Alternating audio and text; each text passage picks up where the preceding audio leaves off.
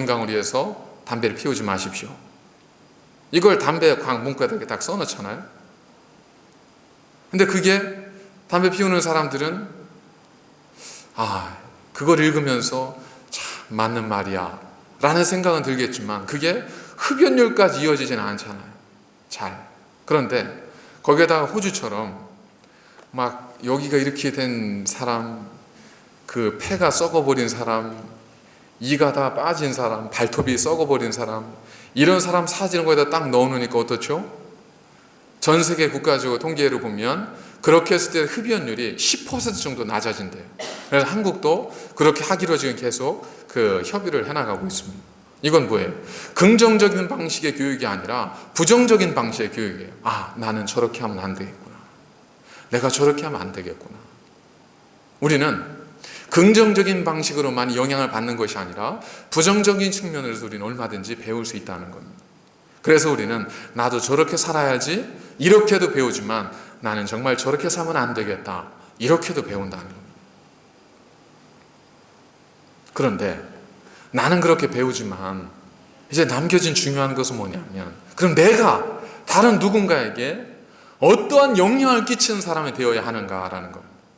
나는 누군가에게 나도 저렇게 살아야지라고 하는 모델이 되고 있을까?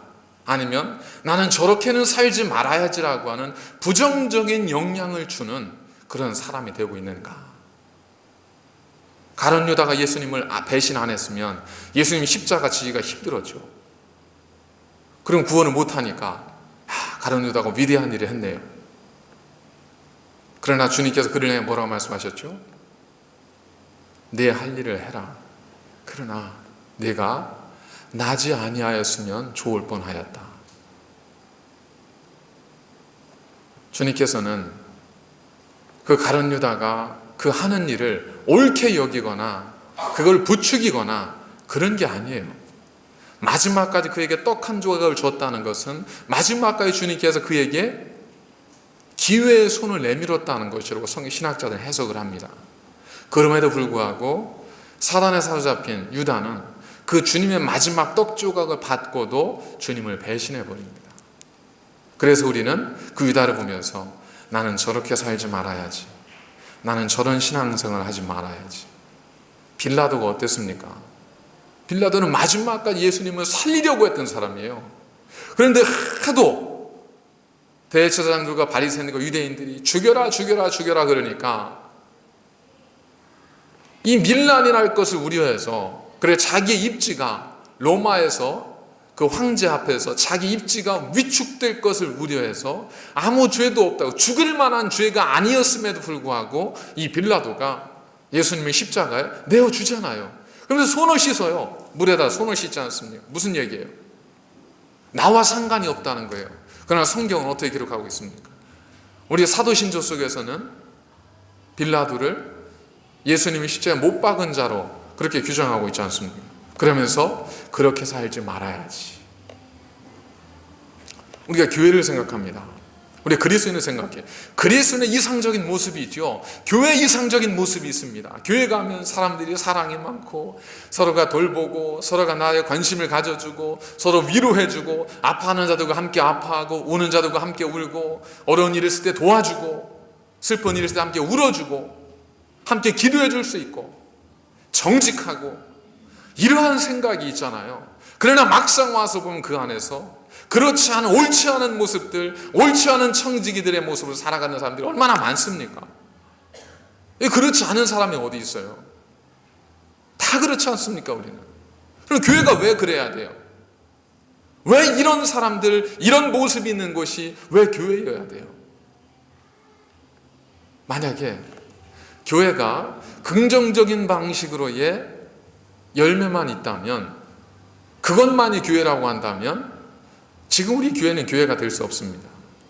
하지만 주의 말씀은 우리가 선한 사람을 통해서도 배우지만 옳지 않은 사람을 통해서도 우리가 때로는 배울 것이 있다는 겁니다. 저렇게 살아야 되는 것도 배울 수 있지만 저렇게 살면 안 된다는 것을 배울 수도 있다는 거예요. 중요한 것은 내가 지금 누군가에게 어떠한 모델이 되고 있는가 하는 겁니다.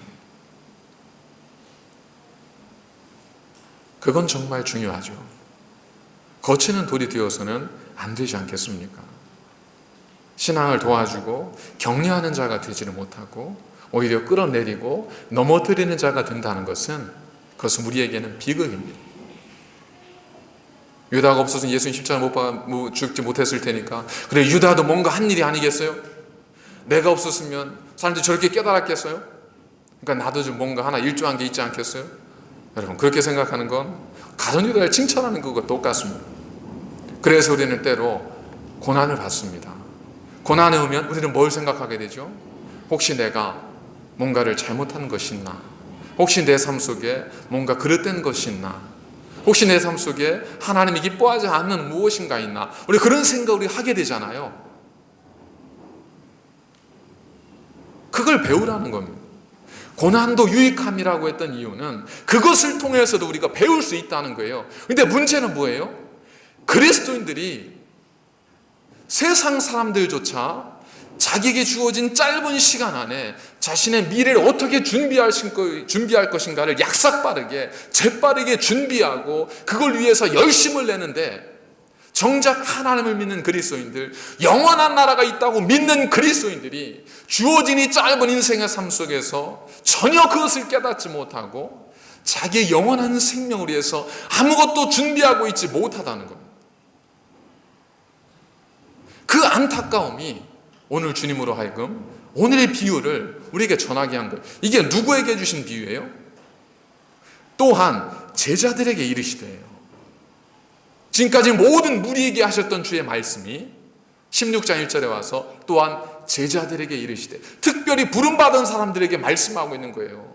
얘들아, 세상 사람들도 자기의 불안한 미래를 준비하기 위해서 그렇게 열심히 애쓰고 수고하고 하는데, 너희는 언젠가 이 세상을 떠나고 하나님 앞에 서게 될 너희들이 어찌 너희 미래를 준비하지 못하고 그렇게 어리석게 살고 있냐? 이 말씀을 하고 있다는 겁니다. 그러니까 우리는 뭐예요? 뭐가 됐든, 왜 그래? 교회가 왜 이래? 그럼 거기에서 배우는 거예요. 아니, 믿는 사람이 왜 저래? 그럼 거기에서 배우고 그를 위해 기도해 주는 거예요. 이게 교회예요. 이게 깨닫는 사람의 삶이에요. 아, 믿는 사람이 저런데, 목사가 저런데 나는 그래서 교회 못 다니겠어 라고 말하는 건 뭐예요? 거기에 넘어지는 거예요. 배우는 게 아니에요. 그건. 그런데 우리는 그것 때문에 교회 못 다니겠고 하나님 못 믿겠다고 하는 이야기도 얼마나 많습니까? 왜 배우지를 않죠? 왜 그걸 통해 우리는 배우려고 하질 않고 깨달으려고 하질 않고 왜 거기에 같이 동조하면서 그렇게 엉뚱하게 살아가려고 합니까? 이 옳지 않은 자가 행한 지혜로운 일을 보라. 우리는 어떤 것 속에서도 하나님의 지혜를 깨달을 필요가 있습니다. 두 번째로 주시는 말씀의 의미는 뭐냐면, 이 시대의 사람들이 오히려 그리스도인들보다 더 지혜롭게 사는 것처럼 보일 수 있다는 겁니다. 아니, 주님께서는 그렇게 말씀하셨어요. 이 세대의 아들들이 이 시대에는 누구보다 지혜롭다. 이건 그들이 지혜로우니까 그들이 위대하다 이 뜻이 아니에요. 여기서 지혜라고 하는 단어는 하나님을 경외하는 지혜가 아니라, 이 지혜는 뭔가를 이제 재빠르게 신속하게 무엇을 준비할 수 있는 민첩성, 이런 것들을 가리키는 겁니다. 그러니까 이 세상에서는 이 시대의 아들들은 누구예요? 하나님의 아들들과 하나님의 자녀와 구별되어지는, 대비되어지는 하나님을 믿지 않는 모든 세상의 사람들을 의미합니다. 그래서 그들이 이 땅에서의 삶 속에서는 너희들보다 지혜롭다, 너희보다 지혜로울 수 있다라는 거예요. 근데 사실 그렇지 않습니까? 믿지 않는 분들이 그리스도인들을 향해서 하는 말 중에 딱 요약하면 그거잖아. 야, 교회 문 열었다고 다 가냐? 일순 필요하다 다 쫓아가? 헌금 하란다고 다 해? 그러면 네 가정은 누가 돌보고 네 인생은 누가 책임질 거야?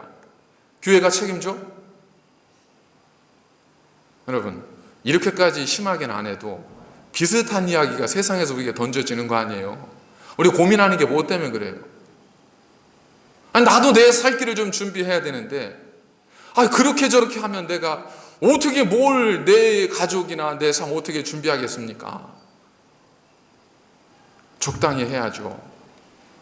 뭐 그럴 수 있다는 겁니다. 그래서 세상 사람들 한번 보세요. 그냥 막 노세노세 젊어서인데 그러면서 사시던가요? 아니잖아요.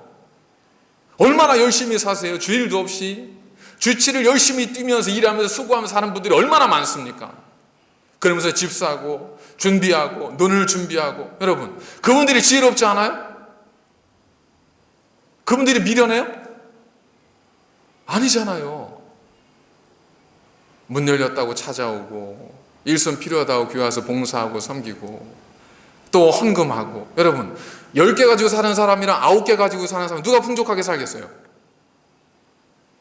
자꾸는 신앙적으로 해석을 하려고 하는데, 아니 그냥 생각해. 10개 가지고 사는 사람이랑 9개 가지고 사는 사람 누가 행복하겠냐고요? 누가 더 풍성하게 살겠어요? 10개 가지고 사람이 풍성하게 살죠. 이런 거 모르세요? 그게 지혜롭죠. 그런데 문제는 뭐예요? 그럴 수 있다는 겁니다. 그럴 수 있는데 문제는 뭐냐면, 그렇게 이 땅에서 풍요롭게 자신의 미래를 준비하며 사는 사람들이, 그토록 인생의 소중함을 아는 사람들이 어찌하여 영원한 나라와 영원한 생명에 대해서는 아무런 준비도 하지 못하느냐 하는 거예요. 이 땅에서 삶이 마지막이라면 그러면 그들은 지혜로운 것이지만, 만일 그것이 아니고 영원한 하나님의 나라가 있다면 그들은 도대체 그 나라를 위해서 무엇을 준비했냐는 거예요. 아무것도 없잖아요. 그러면 이제 너희들을 바라는 거예요. 주님께서 왜 이 말씀하시겠어요? 야, 그럼 니들 한번 보자. 니들은 영원한 나라를 믿는 사람들이다. 하나님의 백성들이다. 그럼 니들은 어떻게 하고 있냐? 니들은 하나님의 나라가 있다고 하고 영원한 생명이 있다고 하면서도 너희들은 세상 사람이 지혜롭다고 하는 방법 다 쫓아하면서, 그러면서도 나는 하나님의 나라를 얻을 수 있다고 생각하는 착각 속에 살고 있지 않냐? 너희가 하나님과 재물을 겸하여 섬길 줄 아느냐? 절대 그럴 수 없다. 이것이 오늘 주님께서 그들에게 하신 말씀입니다. 제자들에게 하신 말씀이에요. 주님께서는 오늘 말씀을 통해서 단순히 그냥 열심히 살고 뭐가 됐든 지혜롭게 살고 준비하며 살라 이런 뜻이 아니라, 지금까지 이제 누가복음 15장에서 보면 잃은 양의 비유와 드라크마와 그리고 잃은 둘째 아들의 비유를 통해서 뭐만 강조가 되었죠? 아버지의 사랑이에요. 목자의 사랑이에요. 그것만 강조가 되었어요. 그래서 아버지 걸 다 가지고 도망쳐서 헛되게 살았던, 지가 엉뚱한 길로 가서 어디에 빠져 있었던, 목자는 그를 사랑하고 그를 위해 쫓아가고 아버지는 그를 받아주고 그를 용서해주고, 그런 아버지가 우리의 하나님이다. 그렇게만 해놓고 나면 우리가 어떻게 살겠어요? 아, 그렇구나. 우리는 무슨 죄를 저지르든 하나님 앞에만 가면 용서를 받는구나. 그래서 무슨 생각을 해요? 평생 열심히 내 뜻대로 살다가 마지막 순간에 우리가 강도, 예수님 곁에 있던 강도처럼 주여 나를 불쌍히 여겨 주실 수 있습니까? 이 말하고 죽게로 가면 여기서도 잘 살고 그 나라에서도 복이 있는 거 아니겠는가? 그럼 그 생각 하세요, 안 하세요? 그 말하는 분들이 있어요, 없어요? 있지 않습니까? 자칫 하나님의 은혜와 사랑만을 강조하다 보면 우리가 우리 스스로를, 우리의 죄악을 합리화시켜버려요.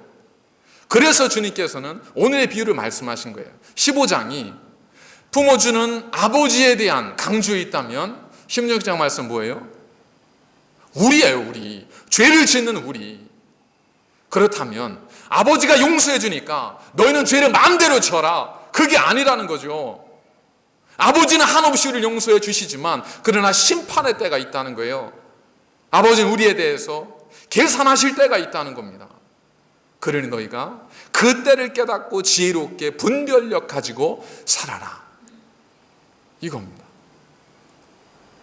그렇다면 지금 우리는 과연 이 땅에서 삶이 아니라 영원한 하나님의 나라를 위해서 무엇을 준비하고 있습니까?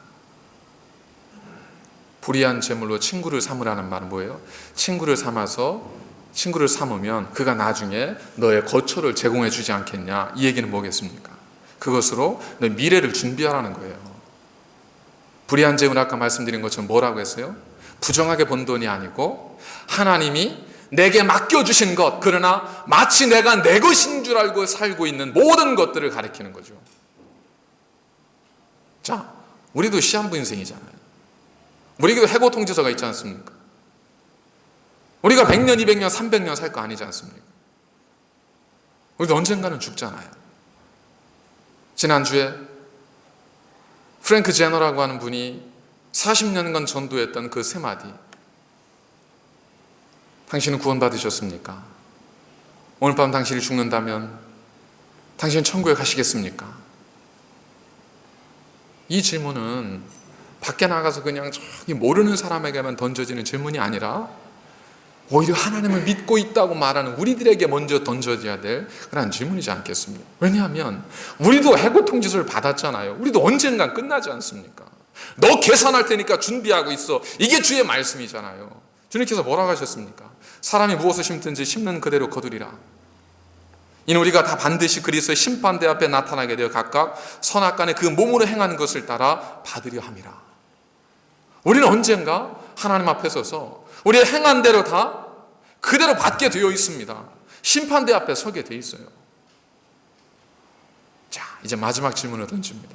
만일 이 청지기가 주인이 자기가 무슨 일을 하고 있는지 몰랐다면, 그래서 해고 통지를 하지 않았다면 이 청지기는 어떻게 했을까요? 그래도 깨닫고 돌아왔을까요? 아니겠죠. 아마 그대로 살았겠죠. 결국 뭐겠습니까? 지혜로운 사람은 뭐예요? 지혜로운 사람은 우리에게 심판의 때가 있음을 아는 사람입니다. 우리에게 하나님의 계산의 때가 있음을 믿고 깨닫고 고백하는 사람입니다.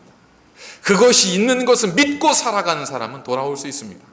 그러나 그것을 깨닫지 못하는 사람은, 이 땅이 전부일 거라고 생각하는 사람은 하나님께 돌아올 수 없는 거예요. 리차드